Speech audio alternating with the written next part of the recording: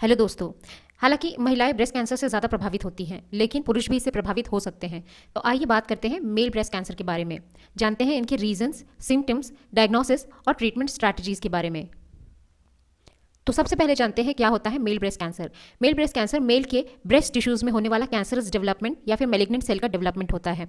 यह abnormal cells या uncontrolled sales का डेवलपमेंट मेल के ब्रेस्ट के डक्ट या लोब्यूल को प्रभावित कर सकता है और यहाँ पर ट्यूमर का फॉर्मेशन कर सकता है। जहाँ ब्रेस्ट कैंसर औरतों में ज़्यादातर प्रेवलेंट है और 8 में से 1 महिला को प्रभावित करता है, वहीं ये पुरुषों में थोड़ा अनकॉमन है और 1000 पुरुष में से 1 पुरुष को प्रभावित कर सकता है। इसके risk factor, symptoms, diagnostic approaches और ट्रीटमेंट ऑप्शंस बिल्कुल वैसे ही होते हैं जैसे कि फीमेल ब्रेस्ट कैंसर के होते हैं। तो आइए अब बात करते हैं मेल ब्रेस्ट कैंसर के रीजंस के बारे में। हालांकि काफ़ी सारे ऐसे फैक्टर्स हैं जो कि मेल ब्रेस्ट कैंसर के जिम्मेदार हो सकते हैं, लेकिन हर एक फैक्टर ज़रूरी नहीं कि मेल ब्रेस्ट कैंसर को डेवलप ही करे।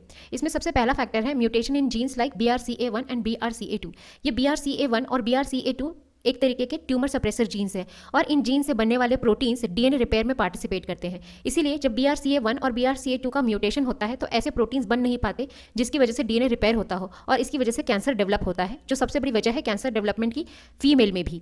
इसके अलावा एज और फैमिली हिस्ट्री भी मेल ब्रेस्ट कैंसर के लिए जिम्मेदार हो सकती है, पर ज़रूरी नहीं। अगर फैमिली हिस्ट्री यानी कि किसी को पहले भी फैमिली में किसी को अगर ये डिजीज़ हुई है ब्रेस्ट कैंसर की, इवन फीमेल को भी, तो ये चांसेस बनते हैं कि मेल को भी आगे चलकर ये डिजीज़ हो सकती है। इसके अलावा हार्मोनल इम्बैलेंस, लाइफस्टाइल और कभी अगर किसी समय पर रेडिएशन ट्रीटमेंट हुआ हो या फिर रेडिएशन से कोई एक्सपोजर हुआ हो तो ये भी ब्रेस्ट कैंसर को डेवलप कर सकती हैं। तो आइए जानते हैं इनके सिम्टम्स के बारे में। ज़्यादातर पुरुषों में यहाँ पे चेस्ट या फिर निपल के आसपास एक फर्म और पेनलेस लंप दिखाई देता है। दूसरी बात, यहाँ पे नोटिसेबल चेंजेस दिखाई दे सकते हैं ब्रेस्ट में, वहाँ पर स्वेलिंग हो सकती है, वहाँ पे थिकनिंग हो सकती है और ब्रेस्ट का साइज़ और शेप भी बदल सकता है। तीसरा, इसमें निप्पल के आसपास रेडनेस क्रिएट हो सकती है, स्केलिंग दिखाई दे सकती है और डिस्चार्ज का डेवलपमेंट हो सकता है। चौथा, एक डिंपल जैसा आकार दिखाई दे सकता है और साथ में ब्रेस्ट में सिकुड़न भी दिखाई दे सकती है और रेडनेस दिखाई पड़ती है। देखते हैं इसकी डायग्नोसिस किस तरह की जाती है। वैसे ब्रेस्ट कैंसर के डायग्नोसिस के लिए मल्टीडिसिप्लिनरी अप्रोच का इस्तेमाल किया जाता है, जिसमें रेडियोलॉजिस्ट, पैथोलॉजिस्ट और हेल्थ केयर प्रोफेशनल्स इन्वॉल्व होते हैं। सबसे पहले क्लिनिकल एग्जामिनेशन किया जाता है, जिसमें ये देखा जाता है कि ब्रेस्ट में किसी तरीके का लंप या फिर कोई स्किन टेक्सचर चेंज ना हुआ हो। इसके अलावा निपल में डिस्चार्ज को भी ऑब्जर्व किया जाता है। दूसरा, इसके लिए कुछ इमेजिंग टेस्ट का इस्तेमाल किया जा सकता है, जैसे मेमोग्राम और अल्ट्रासाउंड। जहाँ मेमोग्राम बहुत ज़्यादा ईजी होता है वुमेन में करना, लेकिन मेन में क्योंकि ब्रेस्ट टिश्यूज़ कम होते हैं, इसी वजह से मेमोग्राम रिलेटिवली थोड़ा टफ होता है। लेकिन अल्ट्रासाउंड किए जा सकते हैं ये पता करने के लिए कि अंदर कोई गांठ या फिर ट्यूमर का डेवलपमेंट तो नहीं हो रहा। तीसरा, बायोप्सी की जा सकती है। अगर अल्ट्रासाउंड में ये पता चले कि कहीं पर लंप या फिर ट्यूमर है या मेमोग्राम में ऐसा कुछ ऑब्जर्व हो, तो ऐसे समय पे फाइन निडल एस्पायरेशन किया जा सकता है, जिसमें एक फाइन निडल अंदर डाली जाती है ट्यूमर के और थोड़ा सा सैंपल निकालकर उसे माइक्रोस्कोपिकली ऑब्जर्व किया जाता है। दूसरा, कोर निडल बायोप्सी भी की जा सकती है, जिसमें निडल का साइज थोड़ा बड़ा होता है और जिससे आप थोड़ा ज़्यादा टिश्यूज़ निकालकर इसे ऑब्जर्व कर सकते हैं। अगर इससे भी काम न बने तो सर्जिकल बायोप्सी की जा सकती है, यानी कि बॉडी में उस जगह पर कट लगाकर सर्जिकली थोड़ा सा टिश्यू रिमूव किया जा सकता है और उसकी स्लाइसिंग करके फिर माइक्रोस्कोपिकली ऑब्जर्व किया जा सकता है कि कैंसर का डेवलपमेंट हुआ है या नहीं। इसके बाद स्टेजिंग और फर्दर टेस्ट भी किए जाते हैं, जैसे कि blood test, imaging scan, CT, MRI, PET scan, ये पता करने के लिए कि ट्यूमर का डेवलपमेंट एक्चुअल में किस पोजीशन पर हुआ है। जेनेटिक टेस्टिंग भी परफॉर्म की जा सकती है, ये कंफर्म करने के लिए कि कहीं किसी जीन म्यूटेशन की वजह से ये कैंसर डेवलप तो नहीं हो गया है।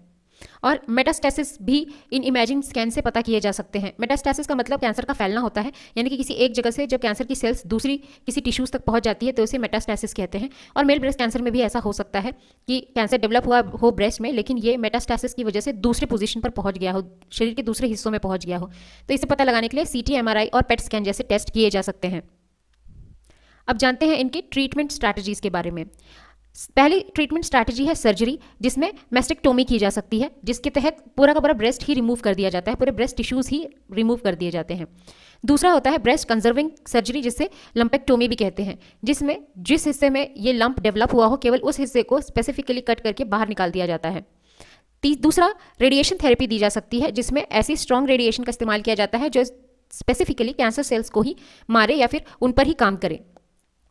तीसरी, कीमोथेरेपी परफॉर्म की जा सकती है, जिसमें 2 तरीके की कीमोथेरेपी होती है, neo adjuvant and adjuvant. Neo adjuvant chemotherapy surgery से पहले परफॉर्म की जाती है ताकि जो कैंसर का साइज है वो थोड़ा सिकुड़ जाए कीमोथेरेपी में कई ड्रग्स का इस्तेमाल किया जाता है, कई केमिकल ड्रग्स का इस्तेमाल किया जाता है, जिससे कैंसर सेल्स स्पेसिफिकली टारगेट की जाती हैं, उन्हें मारा जाता है या उनका साइज बहुत कम कर दिया जाता है। एडजुवेंट कीमोथेरेपी सर्जरी के बाद की जाने वाली कीमोथेरेपी है, जिसमें अगेन केमिकल ड्रग्स का इस्तेमाल किया जाता है कैंसर सेल्स को मारने के लिए। फिर हार्मोन थेरेपी का भी इस्तेमाल किया जा सकता है।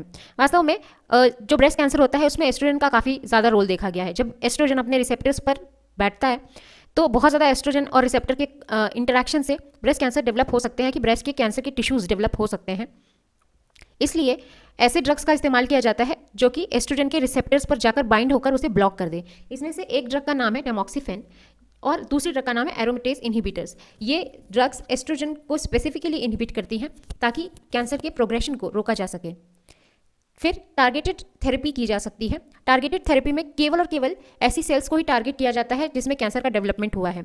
एक्चुअली जो भी कीमोथेरेपी दी जाती है उसमें से मैक्सिमम कीमोथेरेपी टारगेटेड नहीं होती, वो केवल एक्चुअल डिवाइडिंग सेल्स को, यानी कि जो विभाजित हो रही होती हैं उन सेल्स को मारने का काम करती हैं। इसमें स्किन की सेल्स भी हो सकती है, हमारी गट की सेल्स भी हो सकती हैं और टारगेटेड कैंसर सेल्स भी होती हैं। लेकिन ऐसा करने के साइड इफेक्ट्स बहुत ज़्यादा होते हैं। इसी की वजह से बालों का झड़ना या फिर गट में प्रॉब्लम होने की वजह से खाना न खा पाना जैसी समस्याएं होती हैं। टारगेटेड थेरेपी ये श्योर करती है कि जो थेरेपी दी जा रही है वो केवल और केवल कैंसर सेल को ही लगेगी। ऐसा करने के लिए मोनोक्लोनल एंटीबॉडी का इस्तेमाल किया जाता है। मोनोक्लोनल एंटीबॉडीज इतनी ज़्यादा स्पेसिफिक होती हैं कि ये केवल उन्हीं सेल्स को टारगेट करती है जिसमें कैंसर का डेवलपमेंट हुआ है। यहाँ एक एग्जाम्पल देखते हैं। मान लीजिए कि ये जो कैंसर सेल है, ब्रेस्ट कैंसर सेल्स, उसमें HER2 नाम का एक प्रोटीन एक्सप्रेस हो रहा है इसकी सरफेस पे, जो कि और कोई नहीं, human epithelial growth cell receptor 2 की का प्रोटीन है। अब ये प्रोटीन क्योंकि इनकी सेल पर स्पेसिफिकली एक्सप्रेस हो रहा है तो हम ऐसी एंटीबॉडीज बनाएं जो कि इस पर्टिकुलर प्रोटीन को टारगेट करती हो। ऐसा ही एक मोनोक्लोनल एंटीबॉडी है ट्रांसटुजुमैब। ट्रांसटुजुमैब जिसे हर्सेप्टिन के नाम से भी जाना जाता है, ये एक ऐसी मोनोक्लोनल एंटीबॉडी है जो HER2 सेल्स को अटैक करती है और केवल स्पेसिफिकली इन्हें ही मारती है। फिर जो पेशेंट क्रिटिकल कंडीशन में है वो क्लिनिकल ट्रायल्स में भी पार्टिसिपेट कर सकते हैं, जिसमें आने वाली नई ड्रग्स में भाग लेकर आने वाली ड्रग्स क्लिनिकल ट्रायल्स में भाग लेकर वो स्वस्थ हो सकते हैं।